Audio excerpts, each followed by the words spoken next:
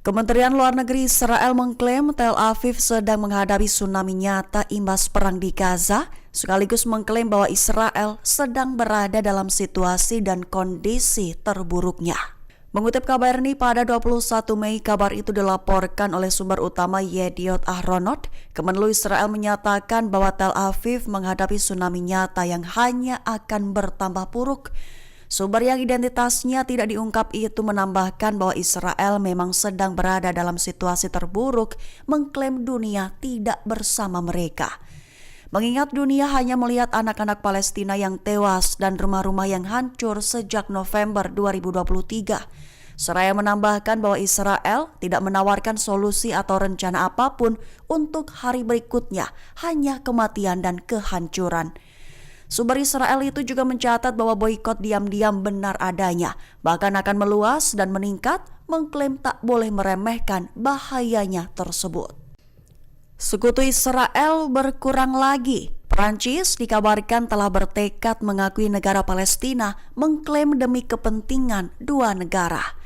Mengutip kabar ini, pada 21 Mei hal itu diumumkan oleh Menteri Luar Negeri Prancis Jean-Noël Barrot pada Selasa 20 Mei 2025.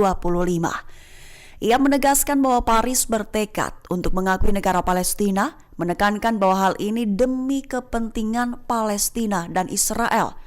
Prancis diperkirakan akan mengumumkan pengakuannya terhadap negara Palestina itu selama konferensi internasional, di mana yang akan diselenggarakan bersama dengan Arab Saudi guna menghidupkan kembali solusi damai bagi konflik Israel-Palestina berdasarkan solusi dua negara.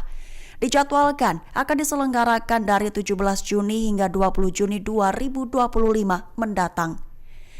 Lantaran kekerasan membabi buta dan pencegahan bantuan kemanusiaan oleh pemerintah Israel telah mengubah Gaza menjadi tempat yang sekarat. Pihaknya mengklaim bahwa itu merupakan bukti pelanggaran mutlak terhadap semua aturan hukum internasional.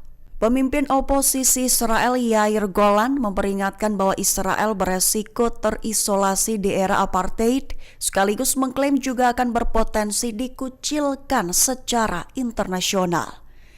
Mengutip Palestine Chronicle pada 21 Mei, hal itu diutarakan oleh Yair Golan dalam unggahannya di X pada 20 Mei 2025.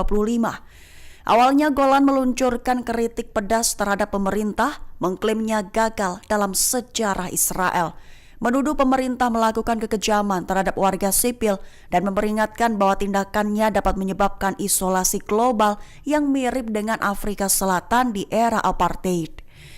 Dalam wawancara dengan lembaga penyiaran publikan di Israel, Golan menuduh pemerintah melancarkan kampanye balas dendam alih-alih operasi militer yang sah. Namun ditekankan oleh Golan bahwa kritiknya ini ditujukan bukan untuk IDF tetapi terhadap pemerintah Israel. Yair Golan juga memperingatkan bahwa Israel dengan cepat menjadi negara paria, di mana yang sedang menuju pengucilan internasional, menuju kehancuran ekonomi, politik, dan sosial jika perang di Gaza terus dilanjutkan. Israel diklaim beresiko tinggi menuju kehancuran total jika tidak segera mengakhiri perang di jalur Gaza. Mengutip Palestine Chronicle pada 21 Mei, hal itu merupakan klaim dari mantan Jenderal IDF Yair Golan dalam unggahannya di X pada 20 Mei 2025. Lebih tepatnya, Golan memperingatkan bahwa Israel akan dengan cepat berubah menjadi negara paria, di mana negara yang sedang menuju pengucilan internasional. Mengklaim bahwa dunia tidak tinggal diam saat Israel melakukan kejahatan dengan membunuh anak-anak di Gaza. Memperingatkan bahwa Israel saat ini sedang menuju kehancuran ekonomi, politik, dan sosial jika perang di Gaza masih terus dilanjutkan. Sebagai informasi, pernyataan Golan itu telah memicu badai politik di seluruh spektrum politik Israel. Satu di antaranya, Menteri Luar Negeri Gideon Sa'ar. Ia menyebut bahwa pernyataan tersebut tidak dapat dimaafkan dan menuduh Golan memicu antisemitisme. Intelijen Amerika Serikat mengindikasikan bahwa Israel sedang bersiap menyerang fasilitas nuklir Iran, mengklaim persiapannya meningkat secara signifikan dalam beberapa bulan terakhir. Mengutip Al Arabiya pada 21 Mei, hal itu diutarakan oleh beberapa pejabat Amerika Serikat yang mengetahui intelijen tersebut Selasa 20 Mei 2025. Lebih tepatnya dilaporkan bahwa informasi baru yang diperoleh intelijen Amerika Serikat menunjukkan bahwa Israel sedang melakukan persiapan untuk menyerang fasilitas nuklir Iran. Namun tidak jelas apakah para pemimpin Israel telah membuat keputusan akhir dan ada ketidaksepakatan dalam pemerintahan Amerika Serikat, terkhusus tentang apakah mereka pada akhirnya akan memutuskan untuk melakukan serangan. Satu di antara sumber yang mengetahui intelijen tersebut mengatakan bahwa kemungkinan serangan Israel terhadap fasilitas nuklir Iran telah meningkat secara signifikan dalam beberapa bulan terakhir. Dia menambahkan bahwa kemungkinan terjadinya serangan akan lebih mungkin terjadi jika Amerika Serikat mencapai kesepakatan dengan Iran yang tidak menghapus semua uranium negara itu. Sumber dari Kementerian Luar Negeri Tel Aviv yang tak disebutkan namanya mengklaim bahwa dunia tak membersamai Israel, sekaligus menyatakan bahwa Israel sedang menghadapi tsunami nyata yang beresiko memperburuk situasi dan kondisi negara bahkan warga sipil.